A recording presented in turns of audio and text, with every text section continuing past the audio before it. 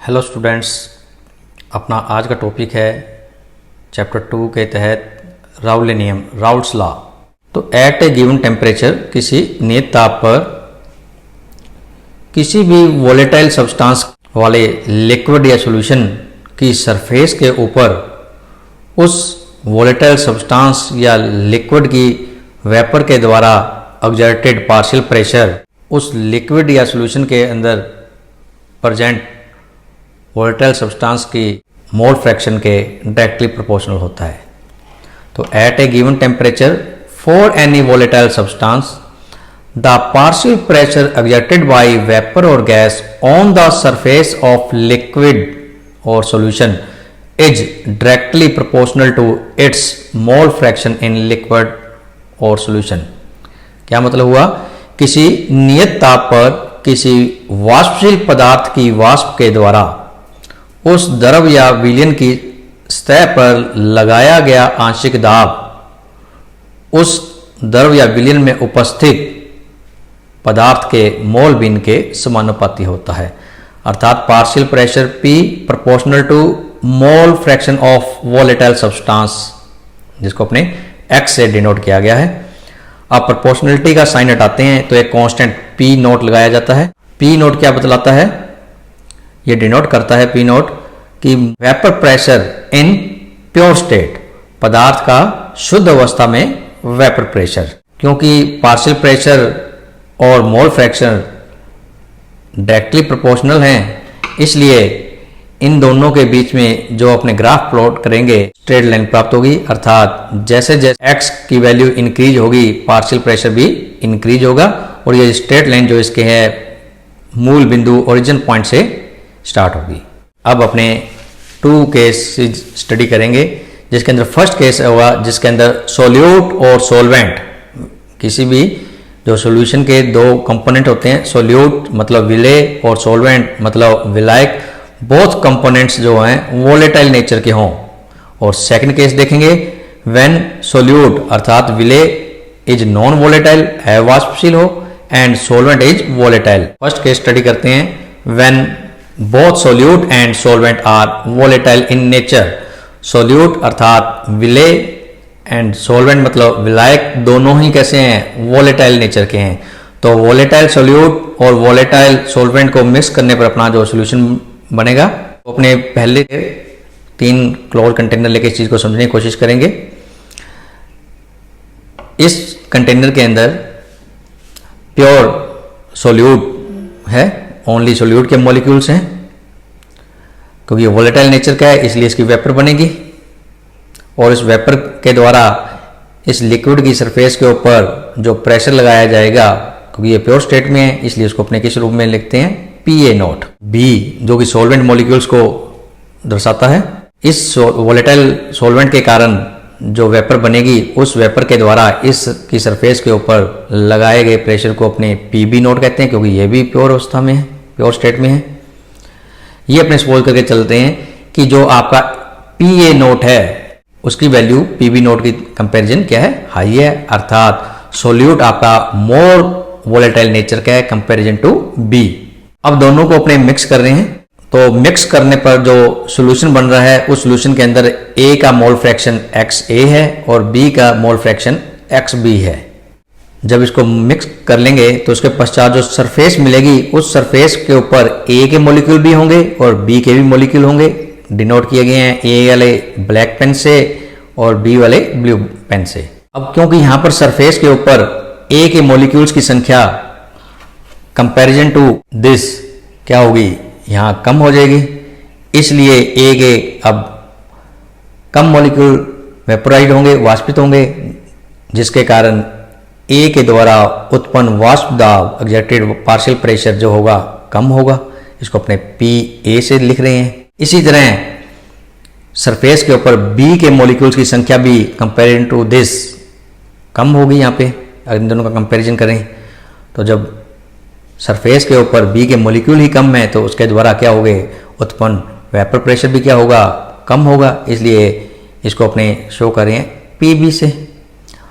पिछले टॉपिक के अंदर जिसके अंदर अपने पढ़ा था कि वेपर प्रेशर को इफेक्ट करने वाले फैक्टर्स के बारे में स्टडी किया था, उसके अंदर एक पॉइंट था, लास्ट पॉइंट था प्योरिटी ऑफ लिक्विड। जो प्योर लिक्विड होगा उसकी वेपर प्रेशर हमेशा सॉल्यूशन की तुलना में ज़्यादा होता है। तो इसलिए यहाँ पर क्योंकि सॉल्यूशन है इसलिए वेपर प्रेशर जो है कम हो गया, प्योर स्टेट वाला हमेशा ही ज़्यादा होता है सॉल्यूशन की कंपैरिजन। जब इन दोनों को मिक्स किया तो जो टोटल प्रेशर मिलेगा अपने को वो PA और PB के सम के इक्वल होगा, PT equal to PA plus PB। और according to Raoult's law partial pressure जो होता है वो सब्सटेंस के मोल फ्रैक्शन के प्रोपोर्शनल होता है, इसलिए PA proportional to XA। Proportional का साइन हटाया तो PA नॉट एक कांस्टेंट लग गया। इसी ढंग से PB proportional to XB, proportionality का साइन हटाएंगे तो PB नॉट एक कांस्टेंट लग गया। अब ये PA और PB दोनों की वैल्यू अपने इस इक्वेशन में पुट कर देंगे। तो PA की जगह तो लिख दिया अपने PA नॉट XA और PB की जगह PB नॉट XB।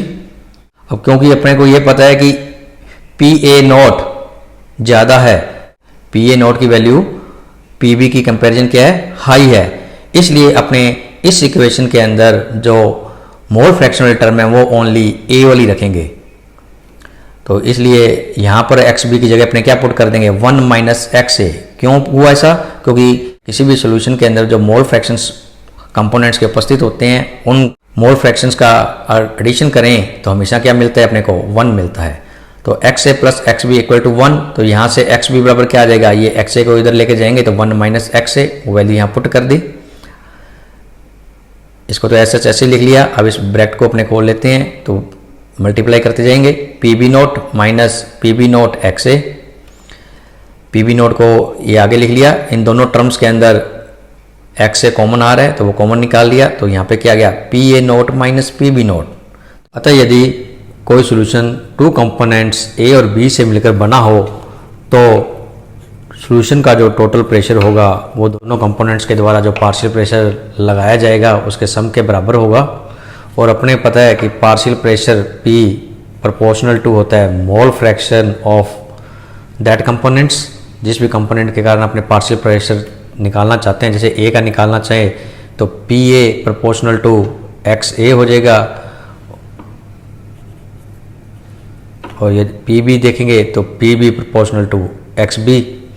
और प्रोपोर्शनल के साइन हटाएंगे तो एक कांस्टेंट लगेगा, तो PA equal to PA naught XA और PB equal to PB naught XB। अब ये वैल्यू यहाँ पुट कर देंगे, PA की जगह ये वैल्यू पुट कर देंगे, PB की जगह ये वैल्यू पुट कर देंगे। यही अपनी सपोज करके स्टार्टिंग में चल रहे हैं कि PA naught value of PA naught is high than PB naught. उस समय अपने जो टोटल प्रेशर की इक्वेशन होगी उसके अंदर XA टर्म लेकर आनी है। तो ये कैसे आएगी, जब अपने XB की जगह वैल्यू पुट करेंगे 1 माइनस XA और उसको सोल्व करने पर जैसे पीछे भी किया था अपने, तो दिस इक्वेशन प्राप्त हो जाएगी अपने को। और यदि रिवर्स हो कि PA naught is less than PB not तो उस समय अपने XA की जगह क्या पुट कर देंगे 1 माइनस XB और total pressure PT equal to क्या आ जाएगा PA naught plus PB naught minus PA naught XB। अब यदि अपने टोटल प्रेशर के लिए ग्राफ खींचना चाहें तो अपने देखेंगे किस ढंग से इसको समझने की कोशिश करते हैं। इस एक्सिस पे तो ले लेते हैं अपने पार्शियल प्रेशर और इस एक्सिस पे लेते हैं मोल फ्रैक्शन। तो पहले अपने PA equal to P naught A XA के लिए अगर देखें ग्राफ, तो क्योंकि ये एक दूसरे के क्या है प्रोपोर्शनल है, इसलिए इनके लिए जो ग्राफ आएगा इस इक्वेशन के लिए तो y इजिकल टू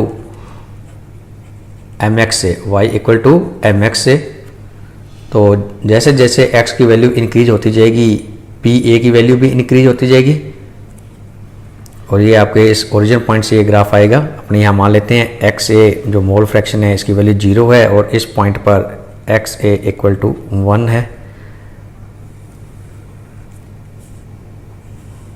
इसको अपने यहाँ देखें तो ये आपके पास क्या आएगा PA नॉट। अब क्योंकि सॉल्यूशन के अंदर 2 कंपोनेंट्स होते हैं A और B, और जब 2 कंपोनेंट वाला सिस्टम हो किसी भी सॉल्यूशन के लिए तो दोनों कंपोनेंट्स के मोल फ्रैक्शन का योग सम क्या होता है हमेशा always XA plus XB always क्या होता है हमेशा 1 होता है। इसलिए यहाँ पे यदि एक्स ए 0 है तो एक्स बी क्या होगा 1, और यहाँ पे एक्स ए की वैल्यू 1 है तो यहाँ एक्स बी की वैल्यू क्या हो जाएगी 0। P B equal to P B naught, X B के बिटवीन ग्राफ खींचें यहाँ पे से पी बी और एक्स बी के बिटवीन, तो अपने पास ग्राफ क्या आएगा, जब एक्स बी की वैल्यू 0 है तो यहाँ पे पी बी की वैल्यू भी क्या हो जाएगी 0, और एक्स बी की वैल्यू 1 है तो पी बी की वैल्यू क्या किसके इक्वल आ जाएगी पी बी नॉट के। तो ये एक्स बी की वैल्यू 1 थी तो यहाँ पे क्या हो गया पी बी नॉट। ये मैंने पॉइंट नीचे इसलिए लिया है क्योंकि P A naught greater than P B naught. अब टोटल प्रेशर के लिए जो फार्मूला आया था P B naught plus P A naught minus P B naught X A की वैल्यू 0 पुट करें तो पी टी बराबर क्या जाएगा, ये टुकड़ा 0 करें, एक्स ए की जगह 0 पुट करें तो ये टुकड़ा सारा क्या हो जाएगा 0, तो P T equal to P B naught, that mean ये पॉइंट। और यदि X A equal to 1 put करें उसमें पी टी किसके बराबर रहेगा, इसकी जगह यहाँ क्या पुट कर दिया 1, तो 1 से मल्टीप्लाई कर देंगे इसको अपने, और ब्रैकेट को खोलने पर क्या मिलेगा सारा P B naught plus P A naught minus P B naught B, P B naught B से P B naught B cut cancel हो जाएगा और क्या रहेगा ओनली पी ए नॉट। तो ये यदि 2 पॉइंट पता हो तो अपने उन दोनों के बिटवीन लाइन खींच सकते हैं। तो ये जो लाइन होगी ये टोटल प्रेशर को बताएगी पी टी को, जो कि पी ए और पी बी के सम के इक्वल होगी। तो क्या ग्राफ मिला अपने पास, तो अपने को ये ग्राफ प्राप्त हो जाएगा।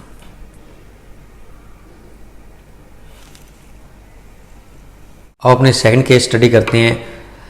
सेकंड केस में क्या ले रहे हैं अपने, सोल्यूट आपका नॉन वोलेटाइल है और सॉल्वेंट आपका कैसा है वोलेटाइल नेचर का है। एक ऐसा सॉल्यूशन लेते हैं जिसके अंदर सॉल्वेंट वोलेटाइल नेचर का है और सोल्यूट क्या है नॉन वोलेटाइल अवाष्पशील है।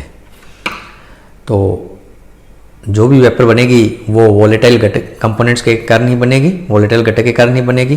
तो जब स्टार्टिंग में सॉल्वेंट प्योर स्टेट में है तो इसके सरफेस पर ओनली सॉल्वेंट के ही मॉलिक्यूल होंगे, सारी सरफेस सॉल्वेंट मॉलिक्यूल वाली होगी, और यहाँ से सॉल्वेंट के मॉलिक्यूल वेपोरेट होंगे सरफेस से, और जो वेपर बनेगी उस वेपर के द्वारा इसकी सरफेस के ऊपर जो प्रेशर लगाया जाएगा उसको अपने क्या बोलेंगे पी ए नॉट, क्योंकि ये प्योर स्टेट में है तो पी ए नॉट।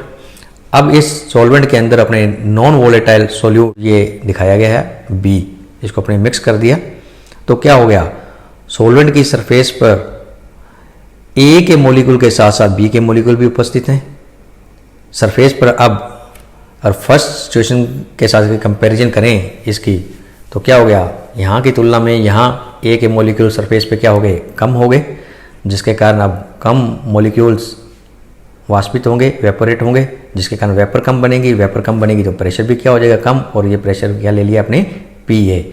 और वैसे भी अपने पीछे पढ़ के आ चुके हैं कि प्योर स्टेट में हमेशा वेपर प्रेशर ज़्यादा होता है। तो ये P A that mean always P A always less than P A naught होगा। पी ए क्या है vapour pressure of solvent in solution, और पी ए नोट क्या है vapour pressure of solvent in pure state. तो Raoult's law के अंदर अपने पहले पढ़ कर आए हैं at a given temperature the vapour pressure of a solution containing non volatile solute is directly proportional to the mole fraction of volatile solvent. कि किसी भी ताप पर, किसी नियत ताप पर किसी अवाष्पशील विलेय युक्त विलयन का वाष्प दाब वाष्पशील विलायक की मोल भिन्न के समानुपाती होता है। कि इस विलयन के अंदर सॉल्वेंट का मोल फ्रैक्शन क्या है उसके ऊपर डिपेंड करेगा वेपर प्रेशर, अर्थात P A proportional to X A, क्योंकि विलयन के अंदर जो सॉल्वेंट का मोल फ्रैक्शन है वो क्या है एक्स ए है। प्रोपोर्शनल का साइन हटाएंगे तो P A not, pure state में सॉल्वेंट का जो वेपर प्रेशर होगा वो लग जाएगा। अब यहाँ पर क्योंकि 2 कंपोनेंट्स हैं, एक सोल्यूट एक सॉल्वेंट, दोनों के मोल फ्रैक्शन का सम हमेशा क्या होता है ऑलवेज 1 होता है। तो यहाँ से एक्स ए बराबर क्या आ जाएगा, एक्स बी को इधर ले आएंगे तो 1 minus x B, x A की जगह पुट कर दिया 1 माइनस एक्स बी। अब इस ब्रैकेट को सोल्व कर लेंगे, खोल देंगे तो P A equal to P A naught minus P A naught X B. अब P A naught X B को इस तरफ ले तो ये माइनस से क्या हो जाएगा प्लस का हो जाएगा, और पी ए को इधर लेकर आएंगे तो ये माइनस का हो जाएगा। तो P A note pure state में वेपर प्रेशर और पी ए सॉल्यूशन के अंदर वेपर प्रेशर, और आपको पता है दोनों में अपने पी ए हमेशा क्या होता है पी ए नोट से कम होता है, दैट मीन वेपर प्रेशर में क्या हो जाएगी कमी हो रही है। तो P A naught minus P ए को क्या बोलते हैं, लोअरिंग इन वेपर प्रेशर, वाष्प दाब में अवनमन। और इस वाष्प दाब में अवनमन या लोअरिंग इन वेपर प्रेशर के अंदर इस पी ए नोट का से डिवाइड कर दें, दैट मीन जो लोअरिंग हो रही थी वेपर प्रेशर के अंदर उसका कंपैरिजन कर रहे हैं पी ए नोट के साथ, तो इसको बोलते हैं relative lowering in vapour pressure, वाष्प दाब में आपेक्षिक अवनमन। तो वाष्प दाब के अंदर जो आपेक्षिक अवनमन होता है वो विलयन के अंदर उपस्थित अवाष्पशील पदार्थ नॉन वोलेटाइल कंपोनेंट्स के मोल फ्रैक्शन के इक्वल होता है। सो राउल्ट लॉ क्या कहता है, the relative lowering in vapour pressure of a solution containing the non volatile solute is equal to the mole fraction of solute at a given temperature. नियत ताप पर किसी अवाष्पशील विलेय युक्त विलयन के वाष्प दाब में आपेक्षिक अवनमन विलेय की मोल भिन्न के बराबर होता है।